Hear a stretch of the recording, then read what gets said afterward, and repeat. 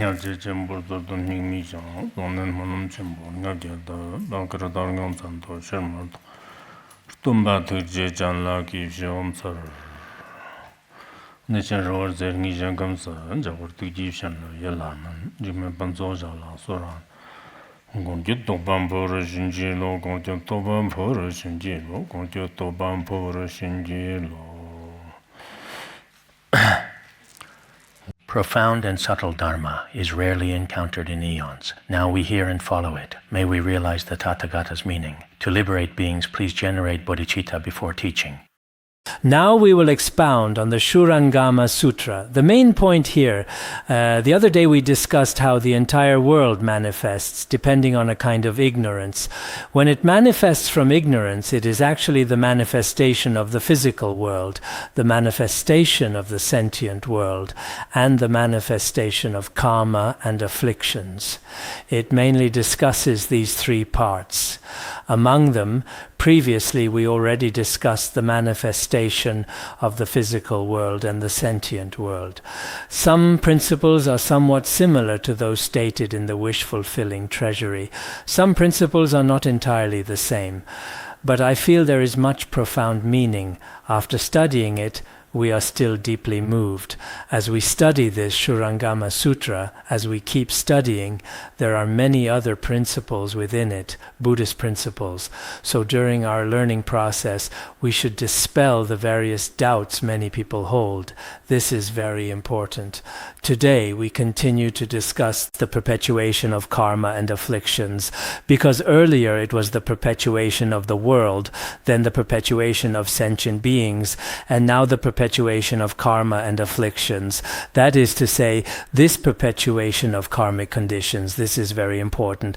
I also mentioned before that each of us still needs to make preparations in various aspects. What kind of preparations? On the one hand, staying here, whether passing away here or living out your days here, that is also fine. But on the other hand, returning to your hometown, bringing the Dharma, to propagate the genuine Dharma, this is also an aspiration of everyone among us.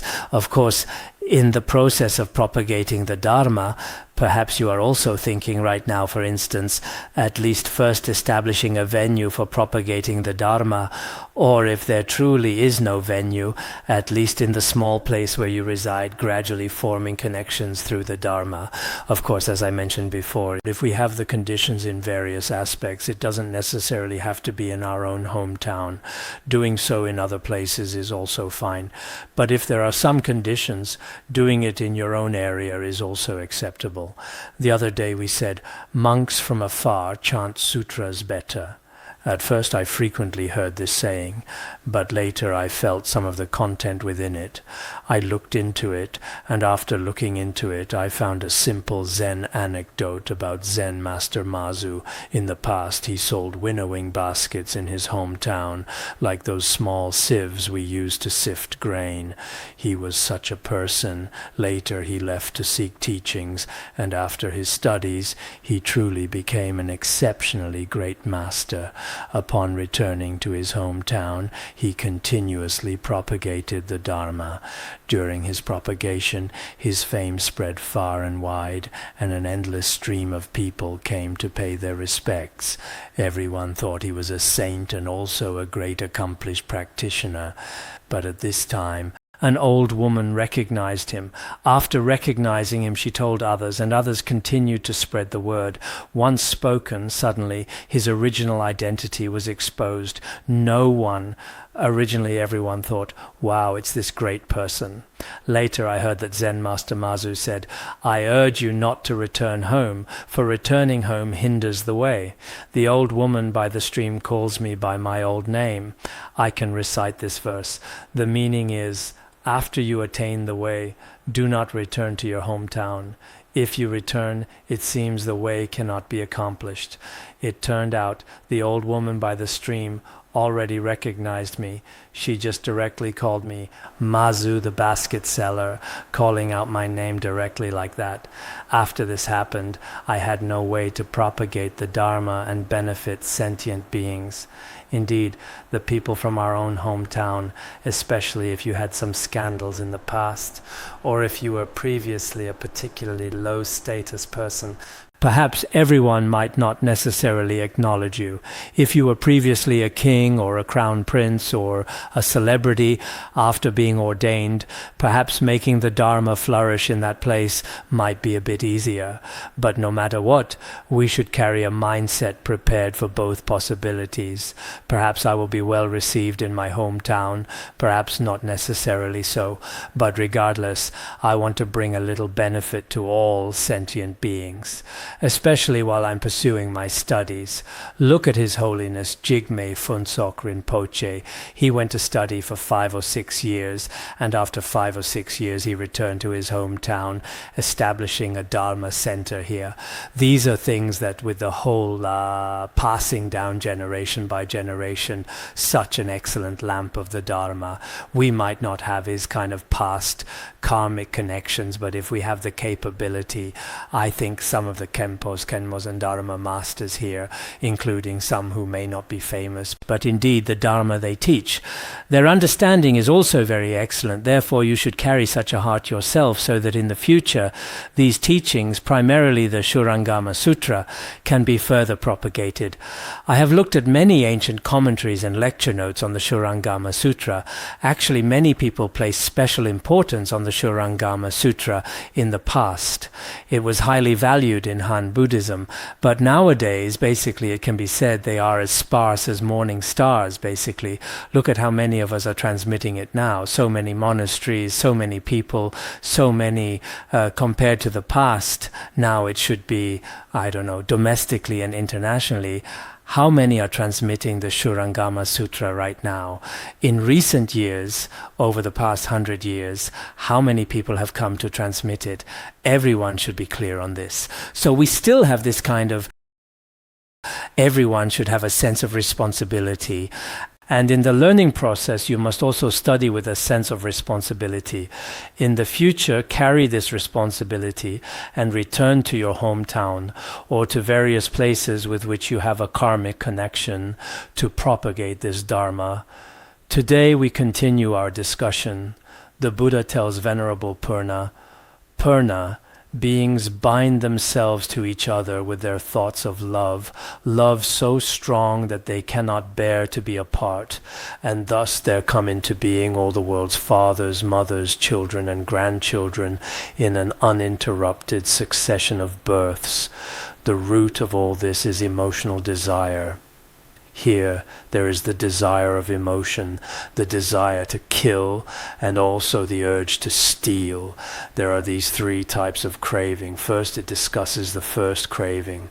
Regarding the first craving, the Buddha tells Venerable Purna, just as we analyzed earlier, when human mental activity and love combine, actually sentient beings continuously take rebirth. And in taking rebirth, this love, this mind of emotional desire cannot be separated. Loving them, you wish them to live. Hating them, you wish them to die. Just as it's said in the secular world, for us sentient beings, it is a constant cycle of life and death, of deep affection and love. If so, then one cannot part with it.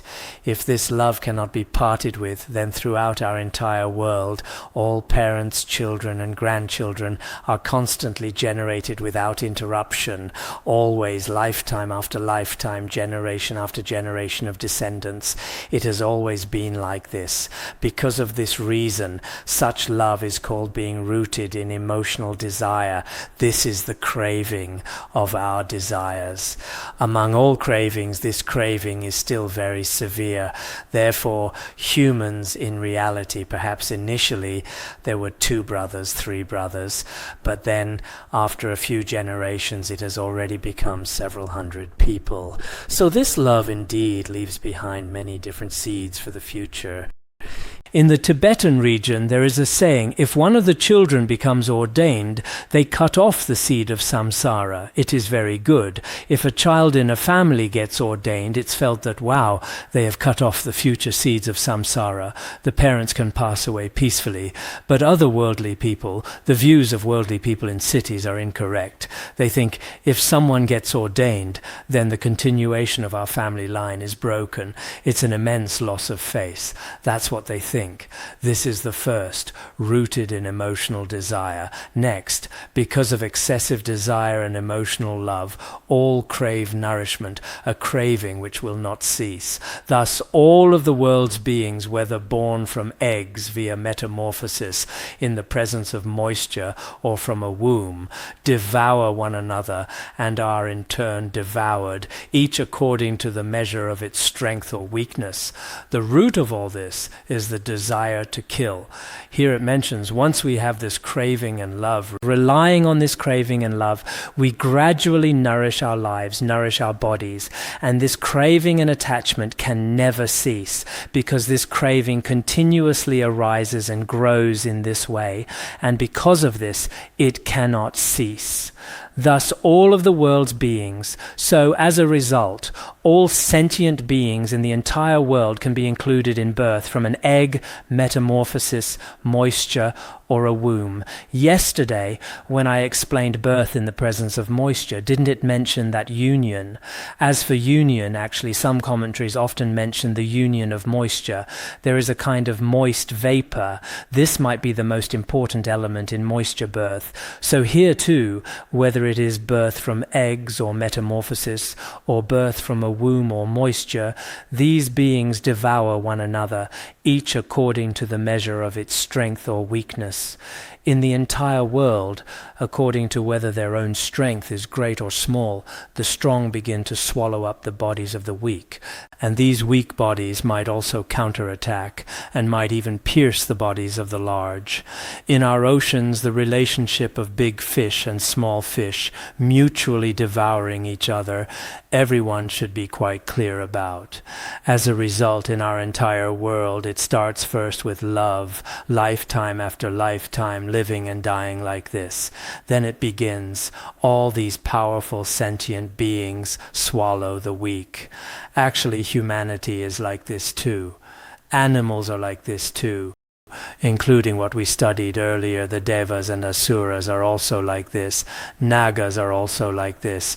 In all worlds, the strong eat the weak, including the nations in the world today. It's also like this. If a nation is relatively powerful, it wants to swallow up the weaker ones. Look at Russia. It very much wants to swallow Ukraine, but during the process of swallowing, it countered. Now it can't swallow it down. It remains stuck in the throat, and on the contrary, it is causing itself much distress. Its military and wealth in many aspects are now declining. After such a long time, it still can't swallow it. Of course, there are other, perhaps various external assisting conditions. This situation exists. So I think in our world, these, from the large scale of nations to the smaller scale of human groups, down to the even smaller scale of the relationship between ants and earthworms, it can be seen interacting like this. So what is this called? The root is the desire to kill. This is the desire to kill. Whether other animals or humans, having such an intention is called the desire to kill. The previous one was called emotional desire. This is called the desire to kill. The desire to kill is a type of craving. If I want to devour it, I myself must crave its flesh, or if I want to kill it, this is actually a type of craving. Fundamentally, it's all craving. When we studied the Abhidharma Kosha, it was also like this. Actually, at the root of killing sentient beings or feeling hatred, there is also the mind of craving within it. Therefore, if I harbor intense hatred for someone, I actually crave something. If I had absolutely no craving towards them, then it would be impossible to hate them. So, at the root of hatred, there is also craving. This craving among us humans, among sentient beings, is also very terrifying. Because once there is craving, all kinds of afflictions will subsequently arise one after another. Next, it discusses what should be the urge to steal. Suppose then that a human being eats a sheep. The slaughtered sheep is reborn as a human. When the human who ate the sheep dies, he in turn becomes a sheep. This pattern holds among all 10 kinds of beings as they devour one another in a continuing cycle of death and rebirth. Here it means if due to greed one becomes a human, and this human eats a sheep. Then after the sheep dies, it becomes a human, and after this human dies, they become a sheep. They continuously alternate like this, lifetime after lifetime. It's not just the relationship between sheep and humans that is like this, but extending to all 10 kinds of beings. 10 kinds of beings refers to the 4 kinds of birth mentioned earlier, and adding to that beings with form, beings without form, beings with thought, beings without thought, and beings not entirely with thought and not entirely without thought. There are 10 kinds of beings in total. This has also been explained in other texts previously. So all sentient beings, actually all sentient beings in the world, devour one another in a continuing cycle of death and rebirth, eating each other like this. I previously used this scriptural evidence in the text I composed probably over 20 years ago, The Merit of Freeing Lives. I used it there, and I remember in the miserable world at that time we were behind the Lama's Dharma hall. I had a small house where I worked on that miserable world. I also used it in the miserable world. Back then, finding these in the Shurangama Sutra, I felt they were excellent. I also used some other anecdotes, including another one mentioned in a Buddhist sutra, found in the Sutra of Miscellaneous Treasures. There was a person who started eating sheep. Someone wanted to slaughter sheep. His family wouldn't slaughter sheep, so he told his family, "We have a tree deity here. If we offer sheep to the tree deity, it will be very good." Then he built a pond and a shrine there and continued to make offerings every year. Later that person died.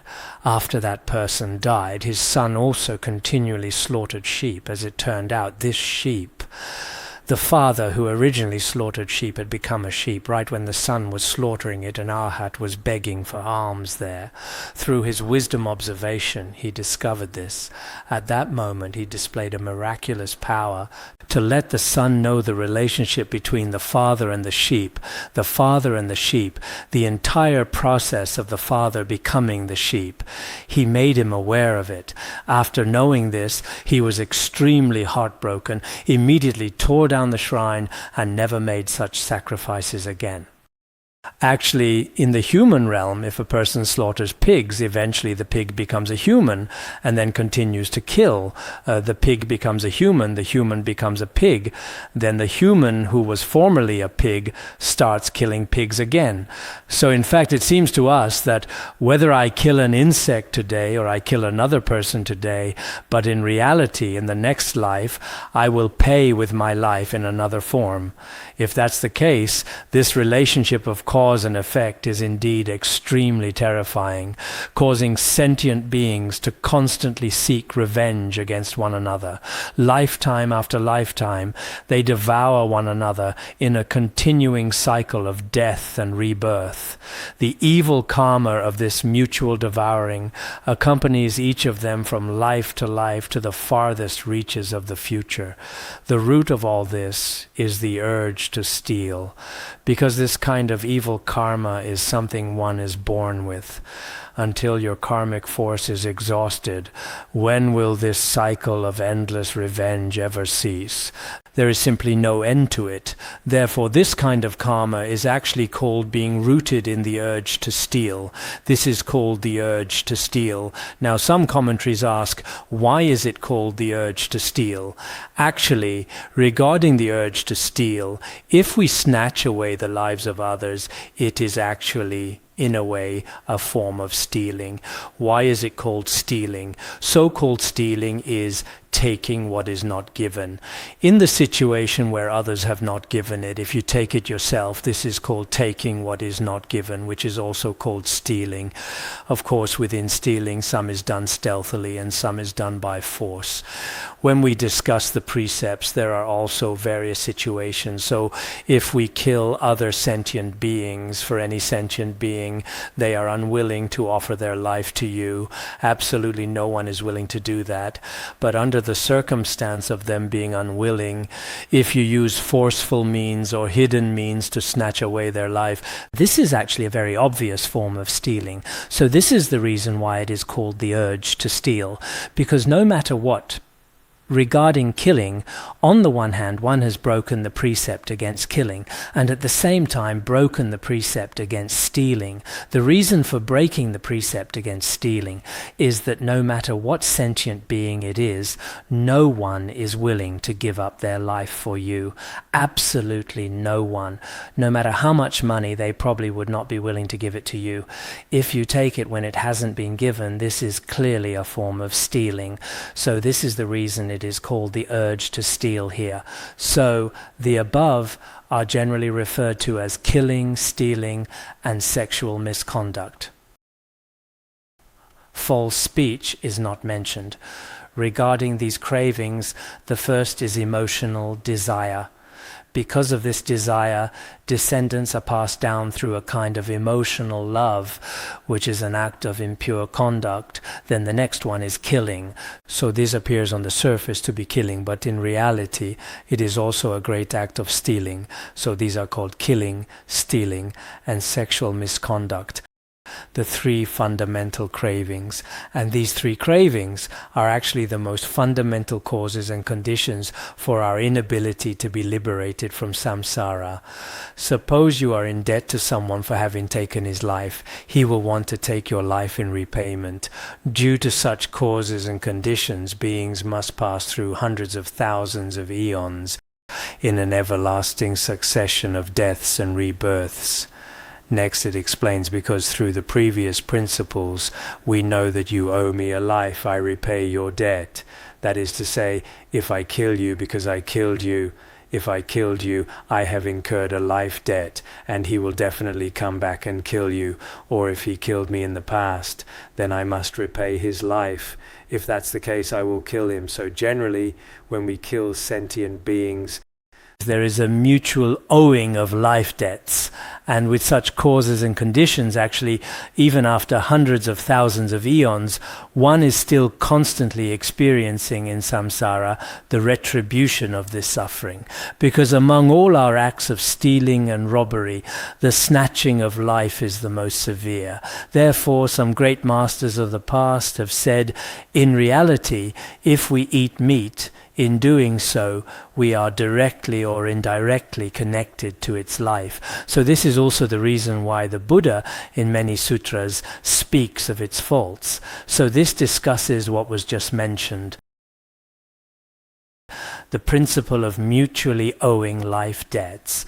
Suppose someone loves someone else for his or her mind or for his or her beauty.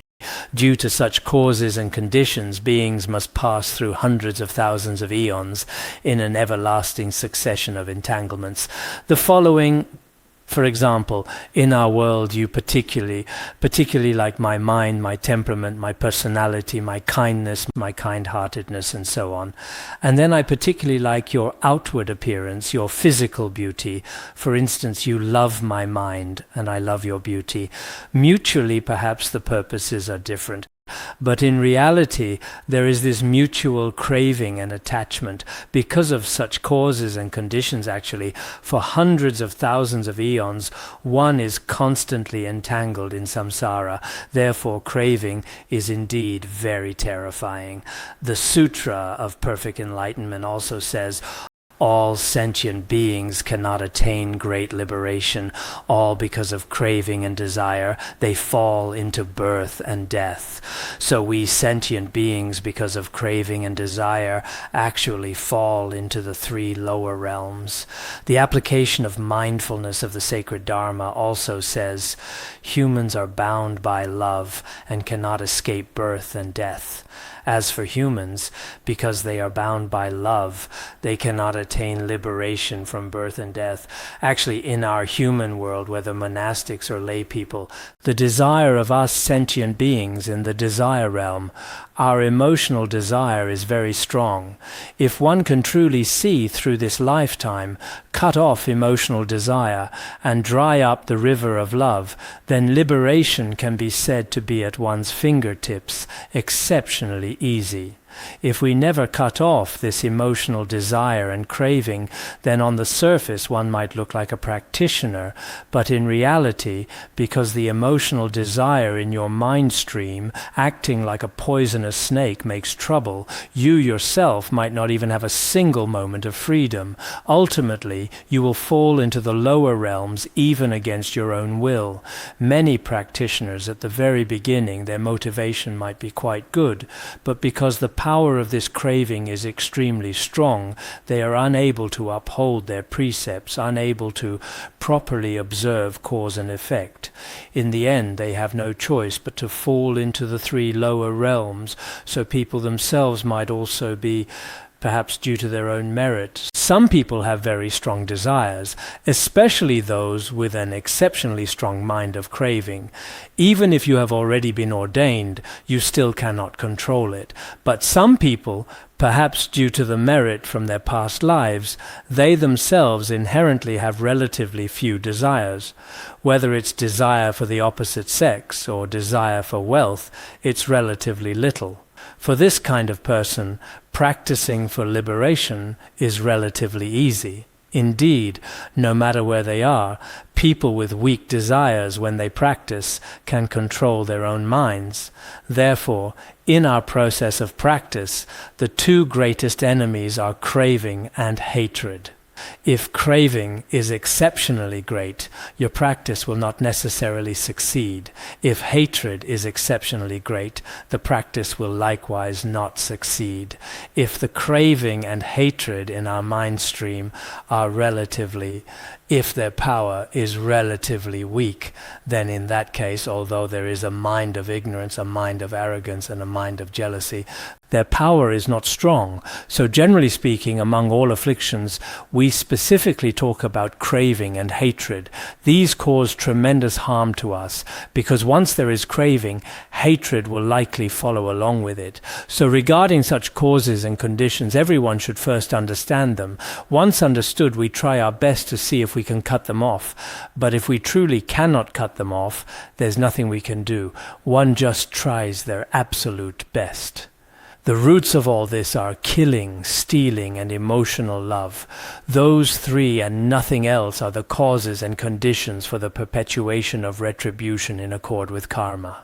Finally, it makes a concluding statement, because the previously mentioned desire to kill, the craving to kill, and the urge to steal, and then the craving of lust. These three cravings are the root of all samsara. Because of these causes and conditions, the mind streams of us sentient beings constantly cycle in samsara. Actually, the reason for this cycling is primarily the perpetuation of karmic retribution. Earlier was the perpetuation of sentient beings, and before that was the perpetuation of the world. Such perpetuations, actually, the principles are explained very clearly. What kinds of causes and conditions the physical world has, and what kinds of causes and conditions sentient beings have. Actually, sentient beings and the physical world are all a kind of human mind, a kind that cannot be fully transformed into the path. Such are the causes and conditions. This is very important. If there are karma and afflictions, then one will definitely take rebirth continuously. And in taking rebirth, during the process of rebirth, one's physical world manifests according to karmic force, so they mutually complement and complete each other. If there were no karma and afflictions, it would be impossible to become a sentient being.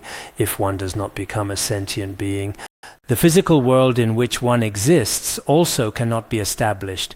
Everyone should be clear on this principle.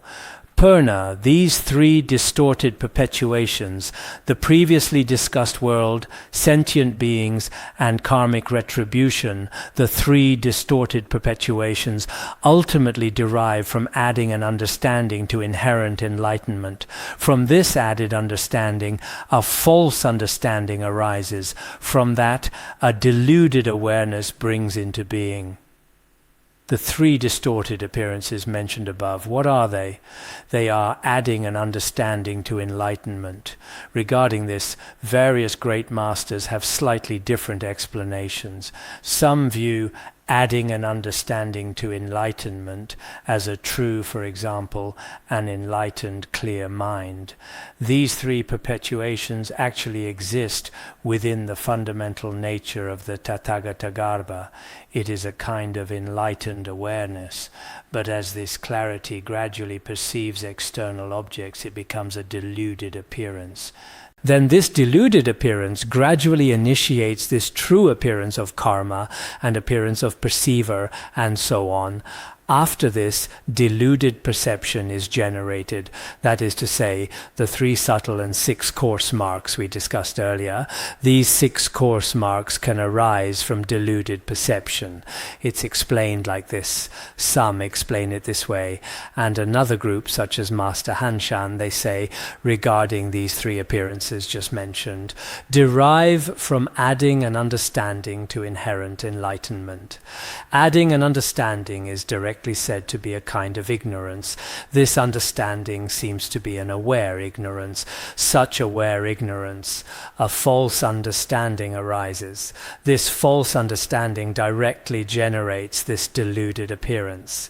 And directly generating this deluded appearance actually brings about various appearances. Then within these appearances, deluded perception arises. With deluded perception, our entire external environment, the physical world, the sentient world, and all these phenomena arise. Perhaps the explanations of the various great masters are slightly different. However, in the Tibetan text, it is translated according to the former explanation. The mountains, the rivers, and all the other conditioned phenomena in this world. Due to that illusory awareness, we experience the world as constantly changing patterns, which are perpetually coming into our awareness and then disappearing. Because of this reason, there are these 3 distortions, and ultimately they manifest as the 3 subtle and 6 coarse marks. Actually, the entire mountains, rivers, earth, and all conditioned phenomena, both sentient and insentient, continuously and sequentially begin to manifest. Arising, abiding, and ceasing, or formation, abiding, destruction, and emptiness, and so on. They constantly change and flow like this. Because of this kind of illusory, deluded perception, ultimately, whether it's our sentient world, karmic world, or the physical world, they go round and round, continuously without interruption, spinning ceaselessly. In this kind of samsaric, beginningless, cyclical phenomenon, they constantly emerge, constantly performing. The entirety of samsara is actually related to the 3 perpetuations mentioned earlier. Actually, this is also quite similar to the wish-fulfilling treasury. What we discussed earlier, first the formation of the physical world, then the formation of the sentient world, and then the suffering and happiness of sentient beings, which is related to their karma. The chapter we just discussed earlier, manifesting various sufferings and happiness, this is equivalent to the perpetuation of karma. There are these several principles one can also understand. Actually, the ultimate profound meaning of many great masters in both Han Buddhism and Tibetan Buddhism should be said to be thoroughly integrated and unified. As we continue to study this, everyone should come to understand it.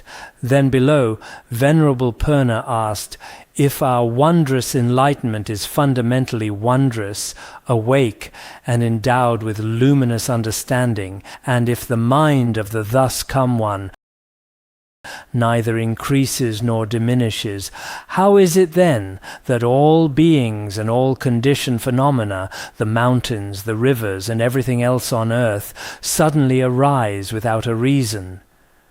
Yes, Purna asked. I was thinking, why would it say the Buddha said? It's a bit... Look, Ananda hasn't appeared for a while now. We all miss Ananda a bit. We haven't seen him for a long time. Matangi's daughter and I both miss Ananda. Now it's been Venerable Purna all along. I don't know if Ananda is unable to get a word in or what. He hasn't appeared for a long time, for several days now. Ananda, where are you? Why aren't you coming out now? If it were you... However, when Ananda speaks, it's a bit harder to understand. Perhaps Purna is better.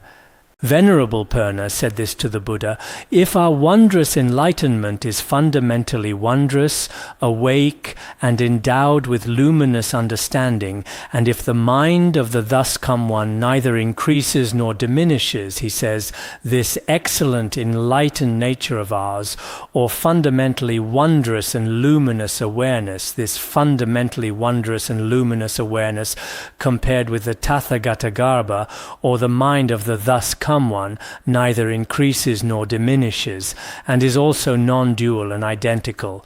It is said to be like this. Since it is like this, how is it then that the mountains, the rivers, and all conditioned phenomena suddenly arise without a reason?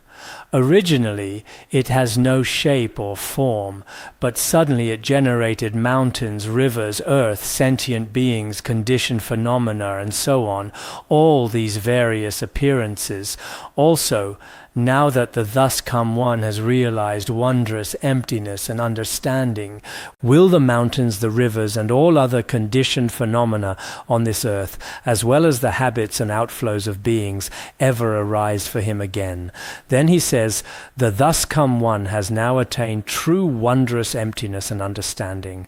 The most genuine, the most original, wondrous, luminous, enlightened nature has been attained. If so, now the mountains, rivers, and earth we constantly see, including habits and contaminated dharmas, how could these arise? The meaning is, his first question earlier was, if this wondrous enlightenment of our minds now is inseparable and identical with the thus come one, why do the mountains, rivers, and earth manifest like this? Then you, the thus come one, have now realized the highest state, so will the entire mountains, rivers, earth, and so on, these various impure external habits and contaminated dharmas ever arise again. Today you are a thus come one, but later will you start generating afflictions and suffering again, becoming exactly like us. Could this happen? Venerable Purna asks these two questions. The following question isn't very difficult, right? Then the Buddha tells Venerable Purna and gives 4 analogies. Regarding these analogies, the great masters of the past also have some different correspondences. Today, if we have time, we'll cover them today. If we don't have time, we can explain them one by one later. The Buddha said to Venerable Purna, consider the analogy of someone who loses his way in a village and becomes confused about which way is north and which way is south. Has he mistaken his directions because of confusion or because of understanding? The Buddha tells Venerable Purna, I won't give you a direct answer right away. Let me first give you an analogy, give you a few. Sometimes the Buddha uses many analogies to help people understand. This is very important. I'll give you an analogy. There is a lost person who in a village loses his sense of direction. He originally intended to go south, but he mistakes it for north. When I used to herd yaks, this happened often, because the mountains all look the same. When the fog is quite heavy, especially when enveloped in clouds and mist, you simply cannot tell the directions apart. Then you run over there and end up going to a very, very distant place. As soon as the sun comes out, I find myself herding the yaks in a very distant place, having wandered far away. So people who get lost often experience this. They frequently lose their way in the clouds and mist. It might also include times when driving. Some people momentarily misread a road sign, get onto the highway, and for a long time have no way to turn back. Things like this happen too. So, a lost person mistakes south for north. Is this confusion present because of confusion, or does it appear because of understanding? He asked this. He didn't directly ask him, will I ultimately generate afflictions in the future or not? Or is the mind of sentient beings and the Tathagata Garbha one entity or two? Or do they neither increase nor diminish? What is their relationship? He didn't speak like this. He said, if a lost person loses his way, is that confusion present due to just now he made a mistake, he lost his direction. Losing his direction, is it present because of confusion or is it present because of understanding? This question, you all should also think about it yourselves. When you ask the Buddha a question, and he instead asks you a question like this in return, how would you answer? Then Purna spoke. Purna answered him, he is lost neither because of confusion nor because of understanding. He said the lost person just mentioned actually you cannot say it is present because of confusion, nor can you say it manifests because of understanding. Why? How could that be? Confusion has no basis in reality, and so how can it be a cause of his being lost? As for understanding, how could that be a cause of being lost? Neither of these can be said. Why? Because regarding confusion, if you search for it at its root, it actually has no root at all. If it doesn't even have a root, then how could it manifest because of confusion or be present because of confusion? The very essence of confusion does not exist either. Indeed, regarding losing one's way, the observation here is quite profound. In terms of our mind, if the root of confusion doesn't even exist, then how could you have it? It simply doesn't exist.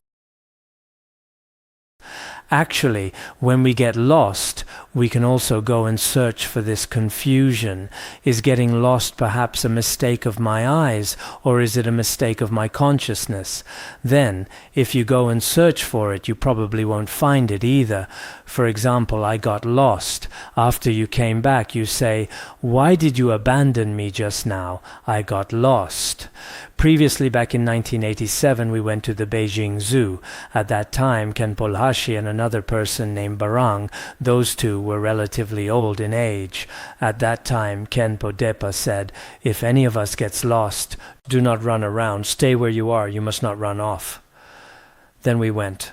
The Beijing Zoo is very, very large. In an instant, we lost the two elderly men. At that time, actually, they weren't very old.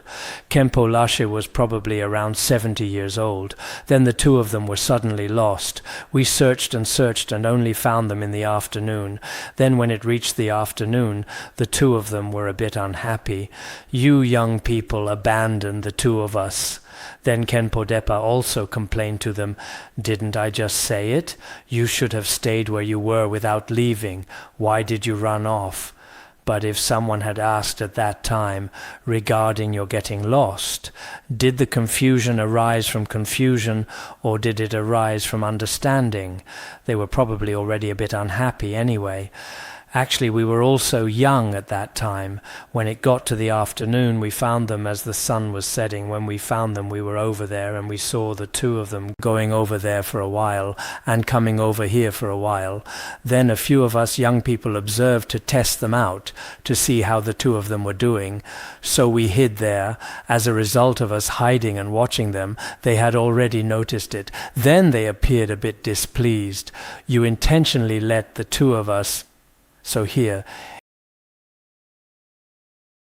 is it confusion from confusion, or if it is confusion, the root of confusion doesn't even exist. How could it appear because of confusion? If you say it is confusion from understanding, that's impossible. Understanding and confusion are mutually exclusive. It cannot arise. To be confused relying on understanding, that is impossible. So Venerable Purna was also quite clever and immediately answered the Buddha like this. At this time the Buddha said, suppose this confused person who has become lost in the village unexpectedly meets someone who knows which direction is which and who points out the way to him so that he understands. So right when he is lost, suddenly in the midst of this, a person who knows the way appears. After appearing, he says, oh, you made a mistake from where you were just now. Now if you go from here, it will be correct. It shouldn't be like that. Then this person immediately understands. So if this is the case, the Buddha tells Venerable Purna, what do you think, Purna? He was lost in the village, but now will he become lost again? He will not, world-honored one. Then the Buddha asks, if this person who understands tells him, where did you originally get lost from? The true path is like this. Then Purna, think about it. Will this person once again run into the village again and get confused again? Will he? Then Venerable Purna says he will not, world-honored one. If it's a normal person, definitely. Having had this lesson previously, it's impossible for him to go get lost again. But for some of us with a poor sense of direction, it's hard to say, especially in our Larunga. Some people in this monastery have made mistakes, some of those inside. But generally speaking, a normal person, having had this kind of fear previously, so after you've gotten lost once before, you will take it as a warning, you probably won't again. Venerable Purna says, this is impossible, this has already been explained here, this should be the first analogy, then the second one. The same is true, Purna, of the thus come ones throughout the 10 directions. The thus come ones in the 10 directions are also like this. The thus come ones previously had obstacles, but later, if all those obstacles are completely gone, of course this analogy is spoken from a certain perspective, then it is also impossible to have them. Confusion has no basis in reality. In its very nature, it is ultimately empty, because this confusion originally does not exist. The thus come ones have already understood it, and its fundamental nature is ultimately empty. In this case, it is also impossible to have such a thing. There never was anything real about the confusion. It only seems that there had been confusion and understanding. Originally there was no confusion, but it seems as if one has a perception of confusion. Actually, this is also very easy. Once one has awakened from one's confusion, the confusion disappears. You just know that this confusion within your awareness, if such confusion is immediately gone, then from that awakening, no confusion can arise again. Then your awareness will not generate new delusions again, because regarding awareness, true awareness is wisdom, just like the sun. Here, this confusion is like clouds and mist. It can disappear. It can be eliminated. If so, does your awareness have the chance to generate confusion again?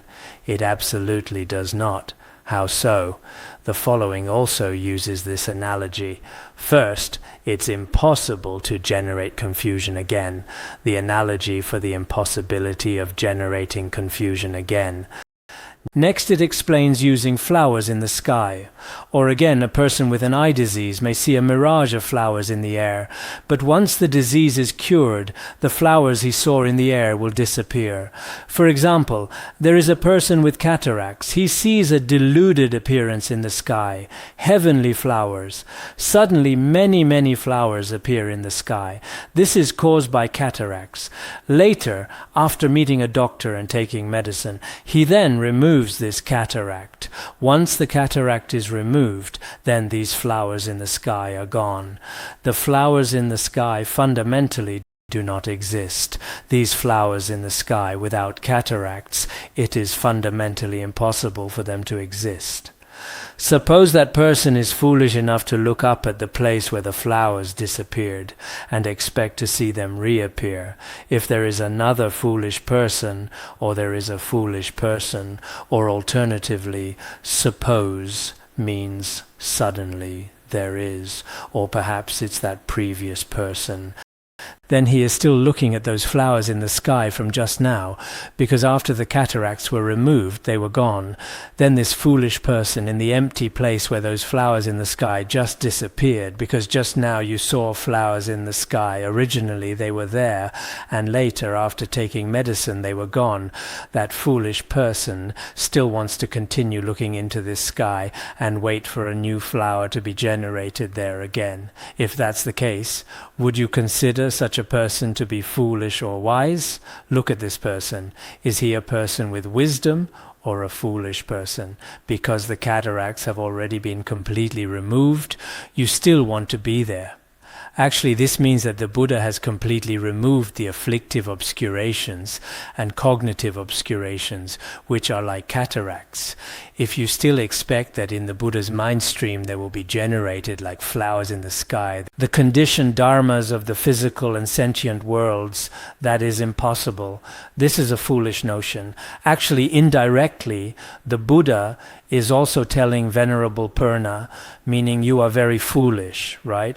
He didn't say it directly, but through the analogy it is known. The cataracts have already been completely removed, yet you still stand by a stump waiting for a hair, constantly looking there for a flower to appear in the sky. Then a person like you, would you say, is foolish or wise? Then Venerable Purna says, there never were any flowers in the air. They appeared because his visual awareness was distorted. Originally there were no flowers in the sky, but because of the cataracts, after having a distorted visual awareness, one sees the flowers in the sky with their arising and ceasing.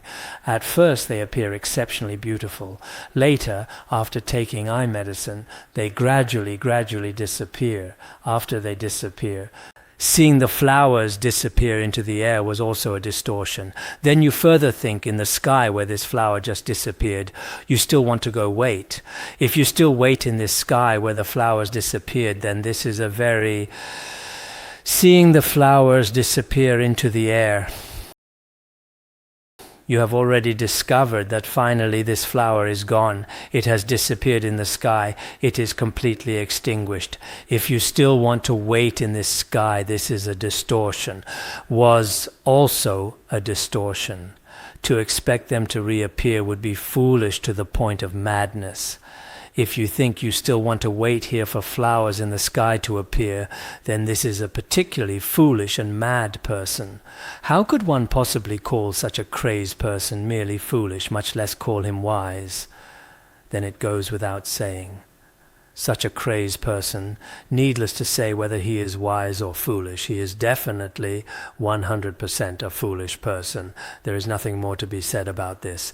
Because this flower in the sky fundamentally did not even arise. If you are still waiting for one to be there, then in reality there is nothing more foolish, nothing more mad. This is extremely pitiful. So if in the future we wonder whether bodhisattvas will generate afflictions again, and the Buddha, this existed before. Many people say, then regarding the afflictions in the Buddha's mind stream, if they have already been cut off, why don't they arise again? This should be completely cut off. A person with this kind of disease in their mind stream, for you to manifest these deluded appearances in the sky again is impossible. It's exactly the same as this. If you think it exists, this is a foolish and mad sort of thinking. Then the Buddha further tells Venerable Purna, since you understand that, why have you asked? Didn't you earlier, according to your previous understanding, didn't you also ask like this, whether mountains, the rivers, and everything else in this world will arise again for the Buddhas, who are the thus come ones, and who have realized wondrous emptiness and luminous understanding? Didn't you ask earlier about all Buddhas, the thus come ones, since they have already realized wondrous emptiness and luminous understanding? Then when will mountains, rivers, and earth appear? here, or saying that regarding the Buddha, although he has already realized the fruit of perfect and complete enlightenment, possessing the wisdom of all phenomena and the wisdom of the ultimate nature, but in the presence of such wisdom, would it also be like us ordinary beings? Will mountains, rivers, earth, and all phenomena of the myriad things manifest? So regarding this question, finally, let me give you two more analogies to conclude. As for the first analogy, again, consider the example of a gold mine. The ore contains gold mixed with impurities. Once the gold has been refined, it will not revert to ore. This is the first analogy. For example, taking gold ore from a gold mine. At this time it has gold mixed with impurities. Because at the very beginning, perhaps, I don't know if anyone here has been a gold miner, when that gold ore is brought out actually, at first it is mixed together with rocks, mixed together. There are many impure things. Finally, you refine it through various methods, rubbing it, melting it, and after doing this, finally, the so-called pure gold, like 99.999 what percentage, but completely pure gold, 100% pure gold probably doesn't exist. But at this time, this pure gold, if you put it back into the mountain again, will it mix together again with other impurities like rocks or earth? Will it mix together with them again? It is impossible. This truly does not happen. Therefore, we must know that for a true accomplished practitioner, if the obstacles in their mind stream have been cut off, the chance of them arising again does not exist. I feel this analogy is still very good. Everyone should also remember it. People often ask, why don't arhats generate afflictions? Why don't bodhisattvas generate afflictions anymore? Why does the Buddha, when encountering special circumstances, not generate craving, hatred, and so on? We might have such doubts, but with this analogy indeed, as for pure gold, ultimately, whether you place it in the mountain or wherever you place it, its essence will not revert to its original state. It has already been completely refined. This is a very good analogy. Once the gold has been refined, it will not revert to ore. This is the first analogy, the final analogy. Nor will wood that has burned to ash ever become wood again. If we burn firewood into ash, burn it in a fire pit after it's burned, the original charcoal finally becomes ash. If that's the case, then this ash reverting back into wood, is there any chance of this? It's impossible. The same is true of the nirvana, that is the full awakening realized by all Buddhas, the thus come ones. This wisdom of all Buddhas, the thus come ones, will it again combine with, when the time comes regarding this wondrous emptiness and luminous understanding, will it combine with the world's mountains, rivers, and earth, or with discriminating deluded thoughts? Will it arise anew again? There will not be such a chance. The same is true. Everyone should know this. In various different commentaries, the usage of these four analogies is also different. This we can in the next class also analyze a bit further. The subsequent earth, water, fire, and wind also have different analogies and explanations. We will stop here for today's lecture on the Shurangama Sutra.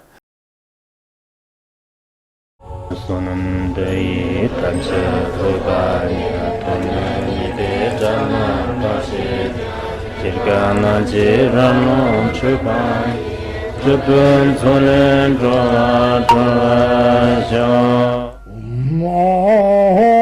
Bandarangara badna atsadarda Bandarangara badna atsadarda Bandarangara badna atsadarda